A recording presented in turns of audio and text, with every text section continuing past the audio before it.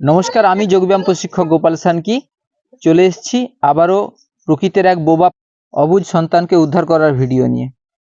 ঢালাই রাস্তার উপরে বাইকটা রেখে দিয়ে চলে এসেছি প্রায় 500 মিটার রাস্তা হাঁটতে হাঁটতে একদম মাঠের মধ্যে।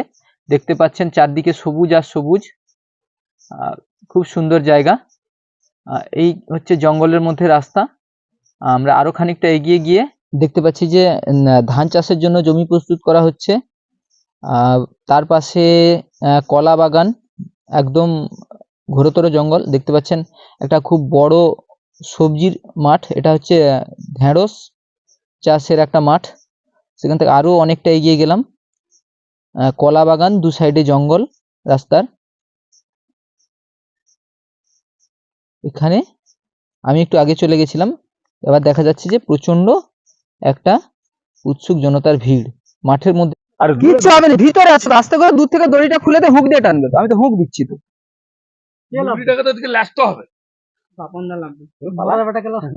তো আমি সবাইকে বোঝানোর চেষ্টা করলাম যাতে নেবে ওটাকে উপরে তুলে নিয়ে আসে মুগরিটাকে।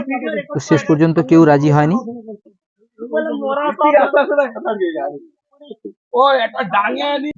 তো অগত্যা খালের উপরে একটা গাছ পড়েছিল, সেটাকেই ব্রিজ বানিয়ে আমি খালের উল্টো পাড়ে গেলাম। না না না না, ওইটাই জীবিত আছে, কিচ্ছু হয়নি, কিচ্ছু হয়নি, তো আছে। তো এখানে দেখতে পাচ্ছেন প্রচন্ড জঙ্গল, জঙ্গলের মধ্যে জঙ্গলের লতাগুলোকে ধরে আর গায়ে কয়েকটা গাছকে ধরে আমি এখানে ঝুলে ঝুলে আস্তে আস্তে করে মুগরিটার দড়িগুলোকে খুললাম, খুলে মুগরিটাকে কাছে টানলাম। তারপরে ওদেরকে বলি যে একটা বড় দড়ি নিয়ে আসার জন্য। দড়িটা নিয়ে আসলে দড়িটাকে দিয়ে আমরা কিভাবে টানবো সেটা দেখতে পাবেন। আমার এই রেস্কিউটা করতে কিন্তু প্রচুর কষ্ট হয়েছে, কারণ আপনারা জানেন যে আমার পা ভেঙে গেছিল, সেই অবস্থাতেই রেস্কিউটা করে। তাই সবাইকে অনুরোধ করবো শেষ পর্যন্ত ভিডিওটা দেখবেন এবং ভালো লাগলে লাইক সাবস্ক্রাইব করবেন। আমার পায়ের প্লাস্টারটা খোলা আছে, মাত্র 1.5 মাস হয়েছে। তো সেই অবস্থায় আমি ঝুলে ঝুলে এক পায়ের উপরে ভর দিয়েই ওইটাকে খুলেছি পুরো। আমরা যখন প্রথমবার ওখানে যাই, গিয়ে দেখি যে সাপটা একদম নড়ছিল না আর প্রচন্ড ফুলে ছিল। তো সেই কারণে আমি ভেবেছিলাম যে সাপটা মারা গেছে। তারপর ওই উল্টো পারে গিয়ে যখন ওটাকে খুললাম বা খোলার চেষ্টা করলাম, দেখলাম যে সাপটা তখন নড়ছে। আর তখনই বুঝতে পারলাম যে এটা খুব বড় মাপের একটা চন্দ্রবোড়া সাপ এবং এটা সম্পূর্ণ সুস্থই আছে, এর কোনো সমস্যা নেই। একদম বড় মাপের সাপ দেখতে পাচ্ছেন।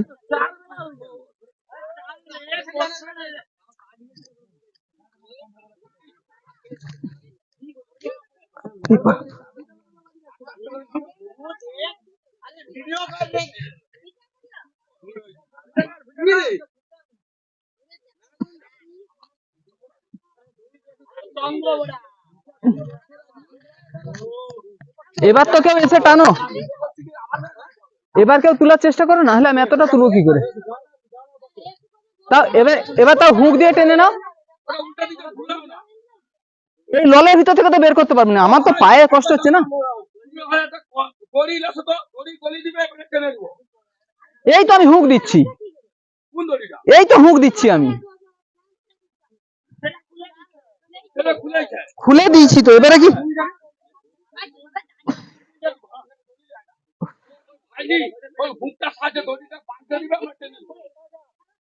আমি কি বলছি, নেমে গেলে হয়ে যাবে।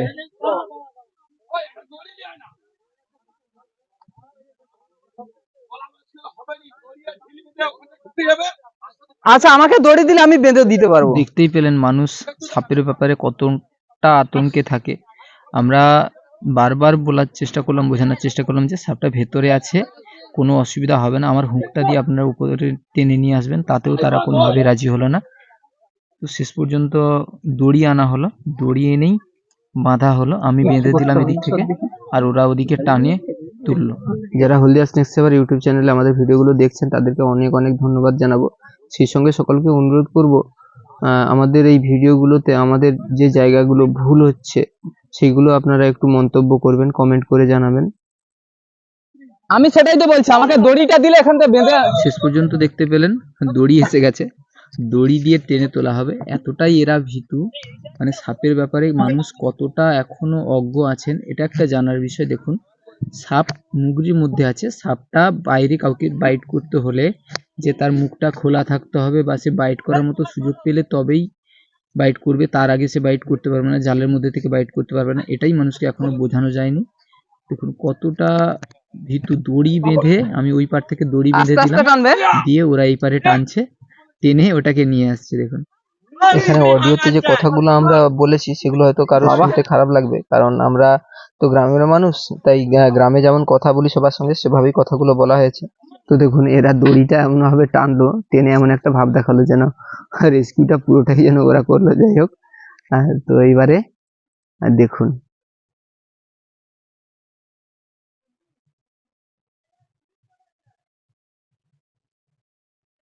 তো দেখুন সাপটা কত বড়। আমার জীবনে এখনো পর্যন্ত এই নিয়ে 4টা রাসেল ভাইপার উদ্ধার করেছি, তার মধ্যে এইটা সবচেয়ে বড় রাসেল ভাইপার।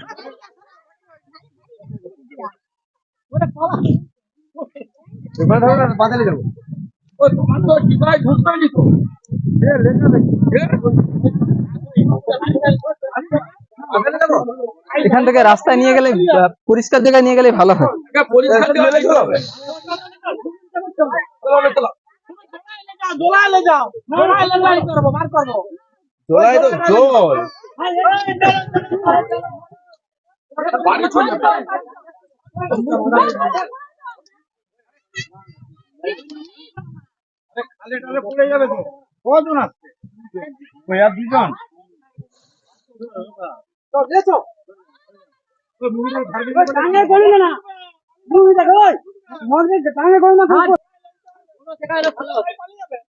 দেখুন আগের একটা ভিডিওতে বলেছিলাম যে এই ধরনের কাজ যখন আপনি করতে যাবেন, অনেক সর্বজ্ঞানী কাকা দাদারা সব উপস্থিত থাকবেন, নানাবিধ মন্তব্য করবেন, তার মধ্যে আপনাকে কাজ করতে হবে। দেখতে পাচ্ছেন কেউ একটা কিছু বলছিল যে আমাদের যে কৌটোটা আমরা নিয়ে গেছি, উনিও কৌটোটা দেখেছেন, কৌটোটা দেখে বলছে যে ওই কৌটোটার মধ্যে আমাদের এই বড় সাপটা ঢুকবে না। তারপরে ওরা চাইছিল যে আমরা সাপটাকে ওইখানে না বের করে ফাঁকা মাঠের দিকে নিয়ে যাই। আর সত্যি কথা বলতে খুব জঙ্গল ছিল, সে কারণে আমিও চাইছিলাম যে একটু ফাঁকার দিকে নিয়ে যাই, কিন্তু এমনই পরিস্থিতি ওখান থেকে ওই নেট মুগরিটা, অত বড় মুগরিটাকে বয়ে নিয়ে আসা সম্ভব না, কারণ আমি জানি ওরা কেউ সাপটা থাকাকালীন ওই মুগরিটাতে হাত দেবে না।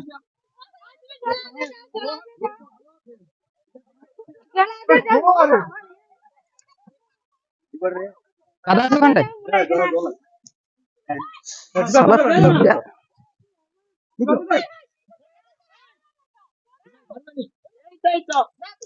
ওদিকে একটু ফাঁকার দিকে যাবো, ওখানে কাদা না, আমি নামতে পারবো, কাদা আছে। তো শেষ পর্যন্ত আর অপেক্ষা না করে ওই মুগরিটাকে ওইভাবে না বয়ে নিয়ে চিন্তা ভাবনা করে আমি যা করলাম যে সাপটাকে ওখান থেকে বের করে নিলাম, বের করে নিয়ে হাতে করেই হাঁটতে শুরু করলাম। প্রায় ওখানে 100-150 মিটার মতো রাস্তা আমাকে হাঁটতে হয়েছে ওই জঙ্গলের মধ্যে থেকে সাপটাকে হাতে নিয়ে।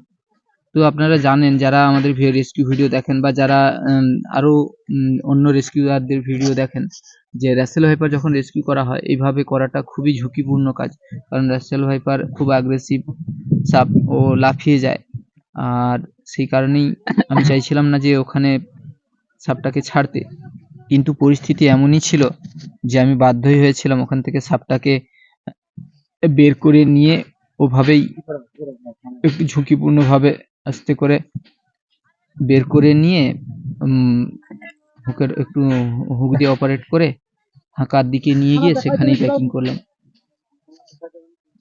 প্রায় 150 মিটার মতো রাস্তা আমাকে হাঁটতে হয়েছে, তারপরে ওখান থেকে ফাঁকা জায়গায় নিয়ে গিয়ে সাপটাকে আমরা প্যাকিং করেছি। তো এরই মধ্যে একটা ঘটনা ঘটেছিল যেটা আপনাদেরকে বলিনি, দেখতে পেলেন আমার দিকেও কেমন ভাবে লাফিয়ে চলে যাচ্ছিল, তো আমার ক্যামেরাম্যানের দিকেও ওরকম ভাবে একবার লাফিয়ে চলে গেছিল, সেই ভিডিওটা ওখানে দেখানো হয়নি। তো জানেন রাসেল ভাইপার যখন আমরা রেস্কিউ করি অত্যন্ত ঝুঁকি নিতে হয়, রাসেল ভাইপার খুবই অ্যাগ্রেসিভ একটা সাপ। সবাই ভিডিওটা শেষ পর্যন্ত দেখবেন।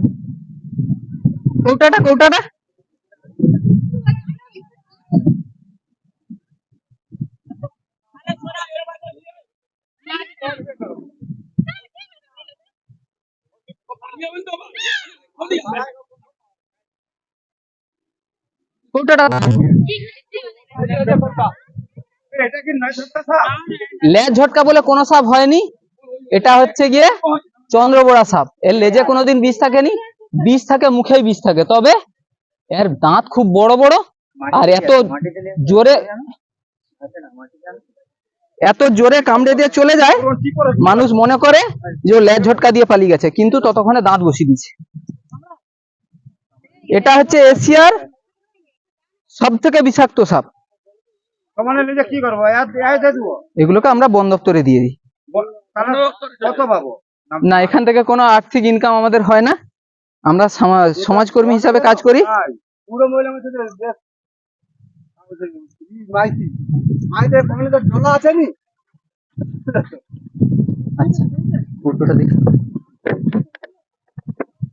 দেখুন, এইসব কাজ করতে গেলে কি ধরনের প্রশ্নের মুখে পড়তে হয়, কতটা মানুষ স্বার্থপর হয় চিন্তা করুন। শুধু সব জায়গায় শুধু অর্থের চিন্তা, সব জায়গায় মানুষের কাছে শুধু অর্থের চিন্তা। আর এই সাপটার চরিত্র কেমন, খুবই হিংস্র দেখতে পাচ্ছেন, বারবার হচ্ছে আক্রমণ করার চেষ্টা করতেছে। আর ওই দাদুটা যখন কথাটা জিজ্ঞেস করছিল আমার সত্যি খুব খারাপ লাগছিল, প্রেসার কুকারের মতো আওয়াজ করে চেষ্টা করতেছি। এবার ঠিক আছে, দাদুটার কথাটা খারাপ লাগলেও দাদু চিন্তা থেকে বলেছেন, এটাতে আমার খারাপ লাগলেও কিছু করার নেই। যাই হোক, এভাবে মোটামুটি আমরা প্রকৃতির জন্য মানুষের জন্য কাজ করে যাব।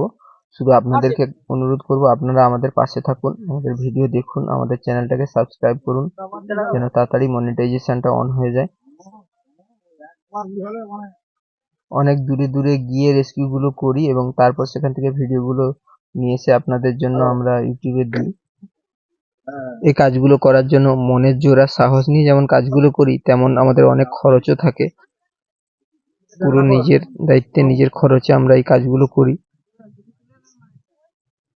কোনো সময় এমনও হয় যে একটা কৌটোও পাওয়া যায় না, সেটাও আমরা দোকান থেকে কিনে তারপরে প্যাকিং করতে হয়।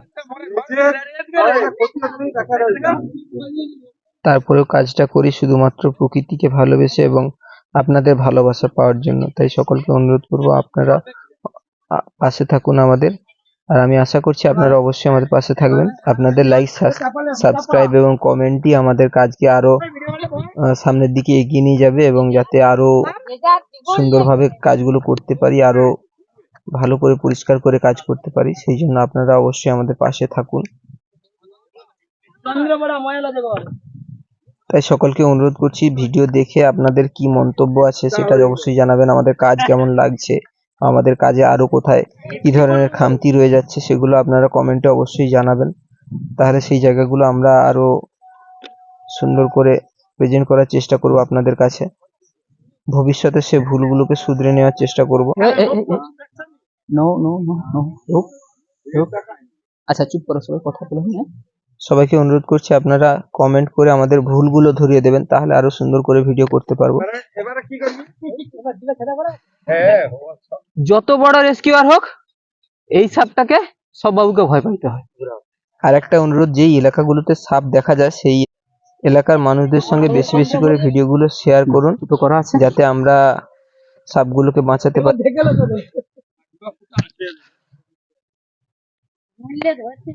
জায়গাটার নাম বরদা রাজরামপুর।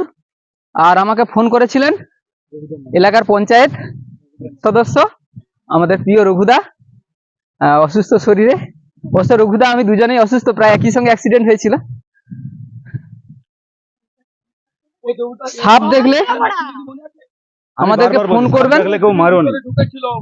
করবেন, চেষ্টা করব আমরা যতটা সময়, মোটামুটি নিজের ব্যস্ততার সময় বের করেও চেষ্টা করব এসে রেস্কিউটা করে নিয়ে যাওয়ার। সাপকে মারবেন না।